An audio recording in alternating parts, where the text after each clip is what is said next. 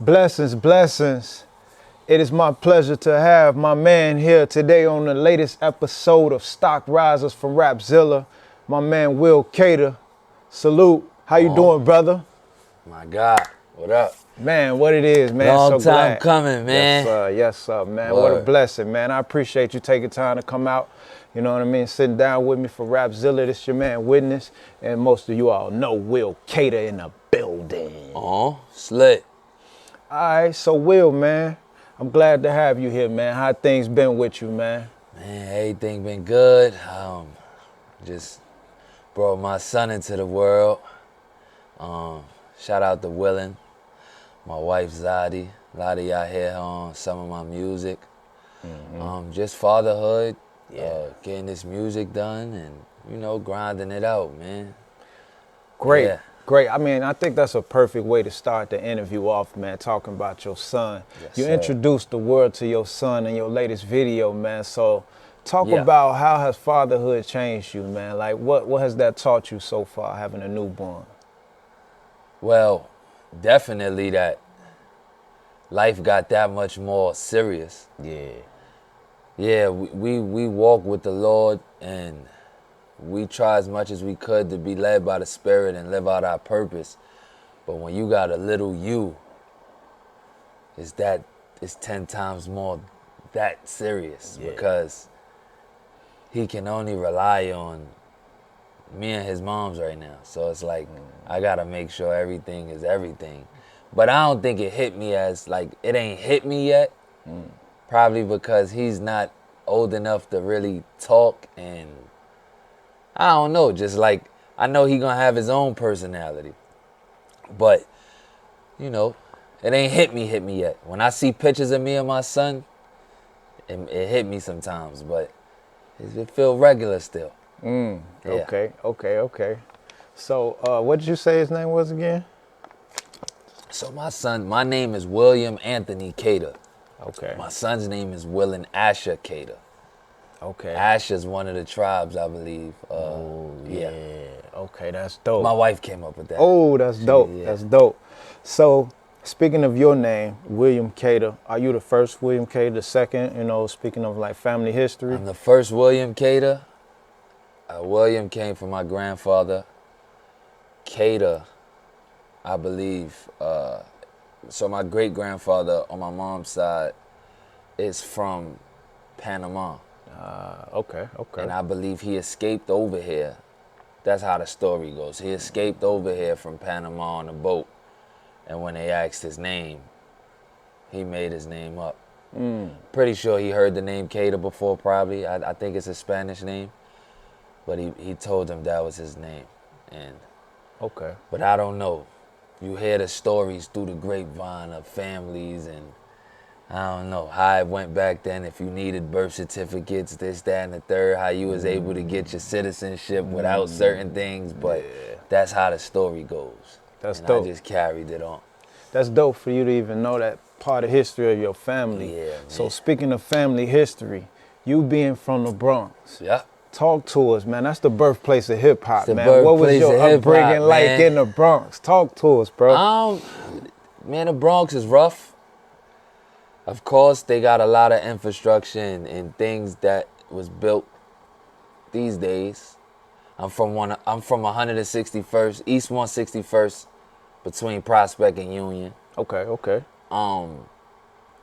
The Bronx at one time was burnt down. It was Junkyard City. I remember parts of the Bronx being like that, but of course those who came long before me remember it being worse. Man,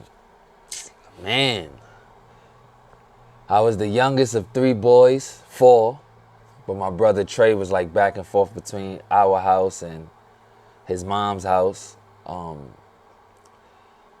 was the youngest. My oldest brother got murdered when I was 10. Sorry to hear that. Thank you, bro.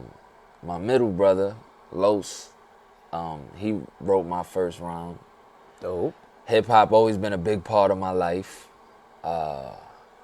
Man, music just always been a way of life. I know I'm all over the place.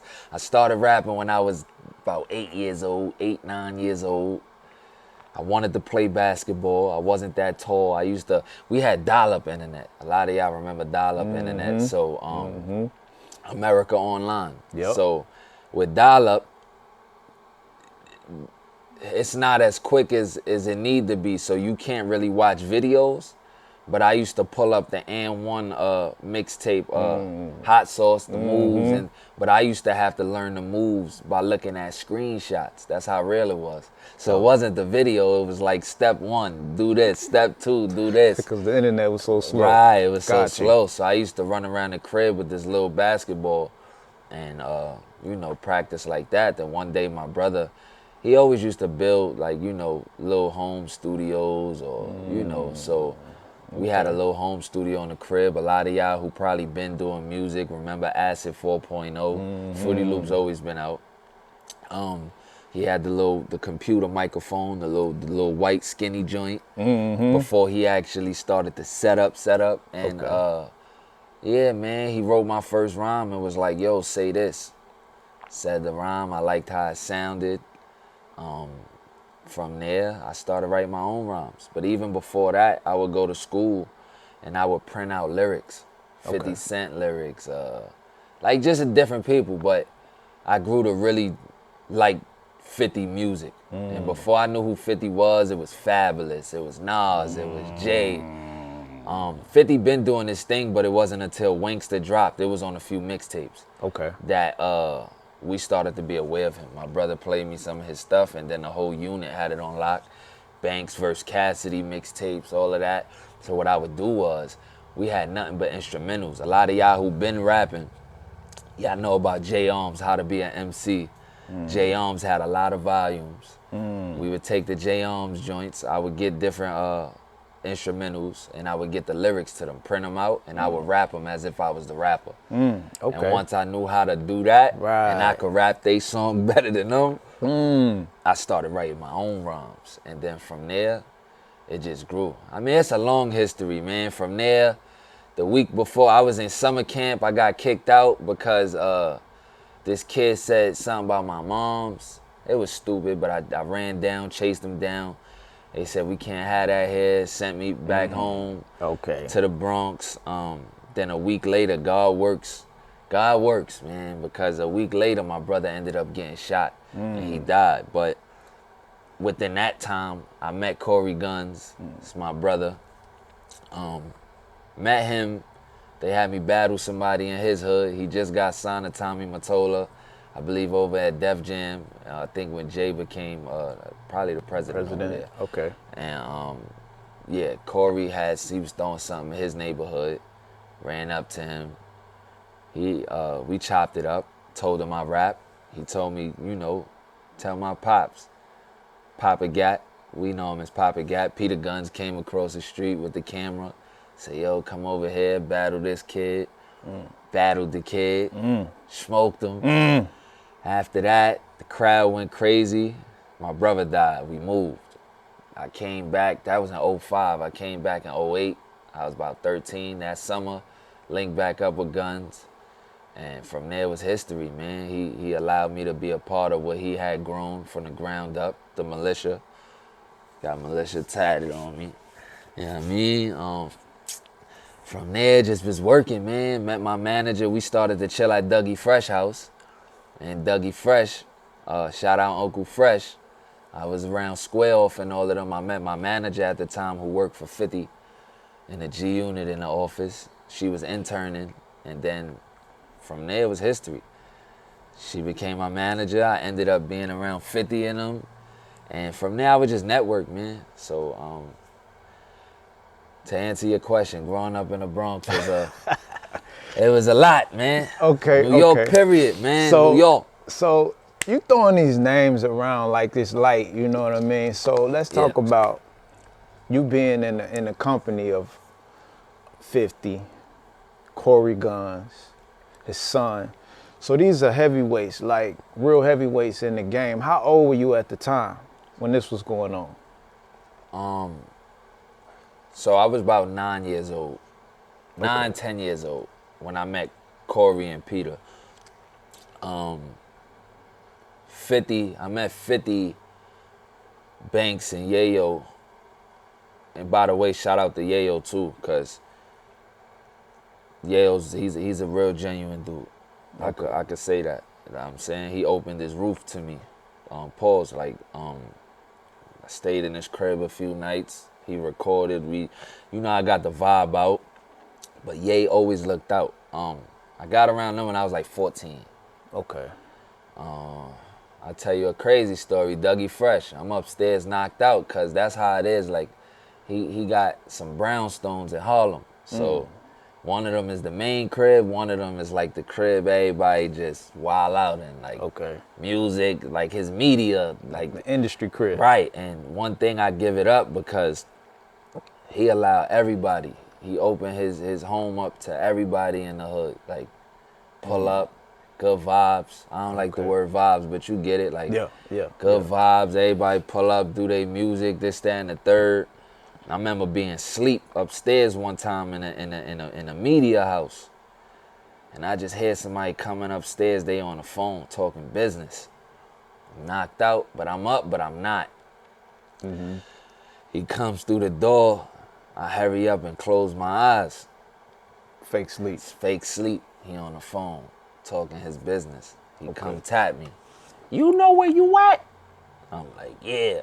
He like, I just making sure. Just making sure you good. Like, yeah, I'm good. He's like, all right. Because you still got to make sure. Like, I'm underage at the time. You in my crib. Like, yo, bro, do you got a place to be? Like, you good? Like, I don't need nobody, parents. You know what I'm saying? Yeah. But yeah, man. I was around 14 when I met 50 in them. And, yeah, man, like, 50 always been my favorite rapper. You know what I'm saying? You can hear the influences you can hear the a lot influence, in the music. And yeah, man, like, I don't feel like nobody got a story like his. Okay, yeah. I mean, like the impact of it. Yeah, you know what I'm saying? Like, so, and to meet him, like, 50 ain't never had to do a lot that he did for me. And I thank him for that. You pick 50 brain, there's a lot of gems in there.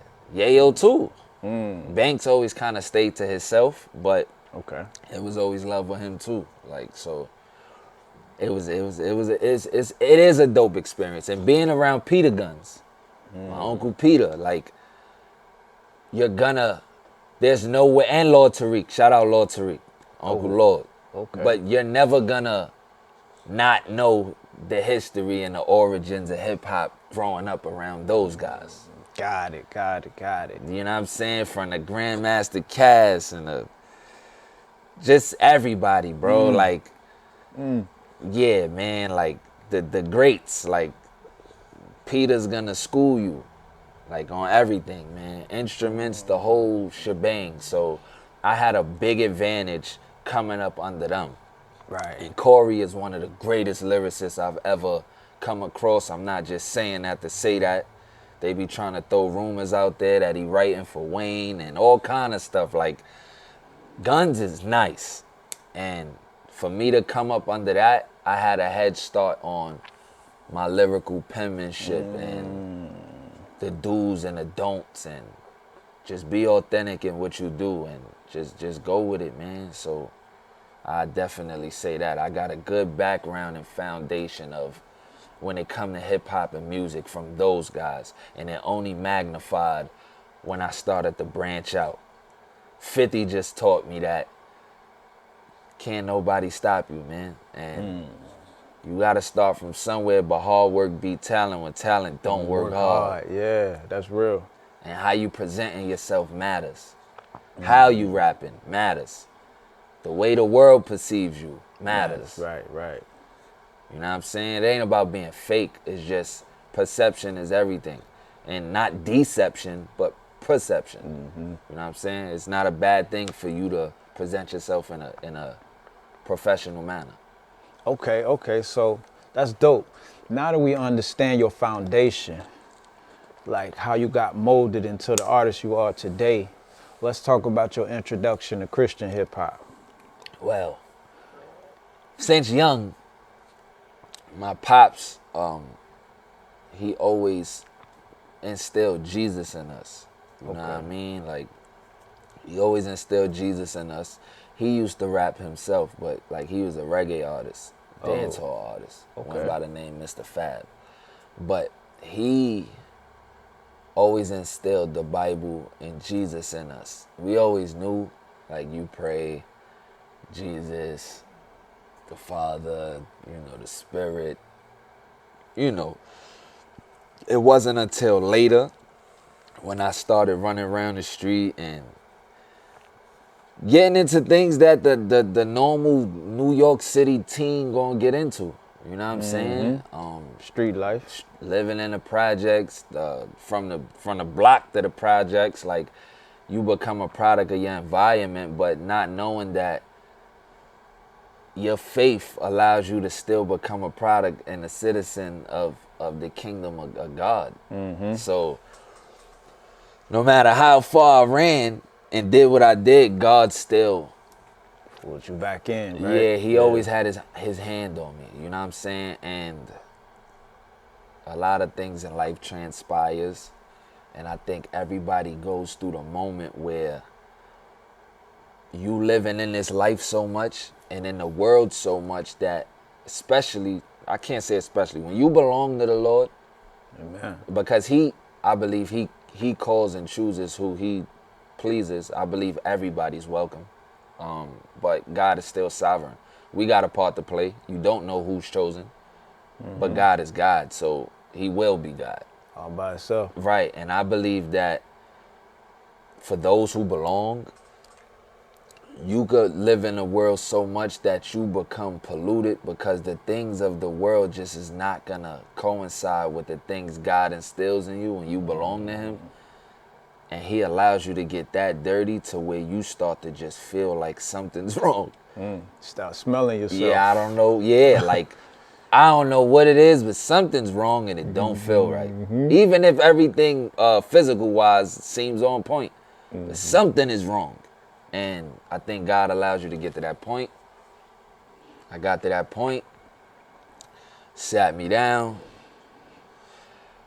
I ain't just go from regular rapping in the world to just the next week I just decide I'm gonna rap for God, but it came a point in time in my life where, and I got a testimony on YouTube, we'll be here forever, but I definitely, if y'all look my testimony up, that was the first time God revealed himself to me. And after that, I believe, like, when you really born again, because you could be raised, whoever raised you, how they want to raise you, but you have to make that proclamation. Yeah. You got a Romans 10 and 9 and 10 it out. And confess and believe in your heart and that he rose and he's Lord. And once you make that decision, I believe God gives everybody a chance to cry out to him.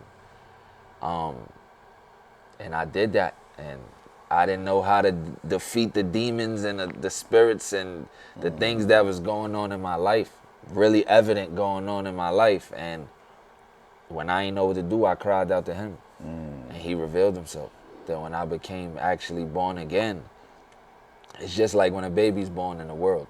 You know what I mean? Like, the baby's crying, everything, looks crazy. Same way, when you first come to Christ, like really in your heart, you see things from a different point of view. The world looks foreign. You start to look foreign to people, and you're a baby, and you got to grow up in the spirit. So from there, I slipped back into the world, but this time I really, really had God's grip on me. I had a conscience, so I couldn't be in the world and do it peacefully. And from there, God also, he was pruning me. But then he pruned me from just rapping about things that don't glorify him to, we got a mission, man. We got things to do. And I gave you this gift, so I let you get as far as you got on that other side. And I don't like to say the other side like that because nobody's better than nobody. We all human. We all seeking the Lord. If you are, everybody's trying to find their way. And I once was doing one thing, so now that I'm doing another, I don't like to look at people and go, he's on that side, because that just, it puts a bad taste. And it's not about, persuading man, but you still got to have grace and mercy for others because you wasn't always there. But he took me from that to this. I allowed you to see all of that, learn and study all of that. Because there's an enemy that we after. And if you can master that, and then master my ways, who can stop you?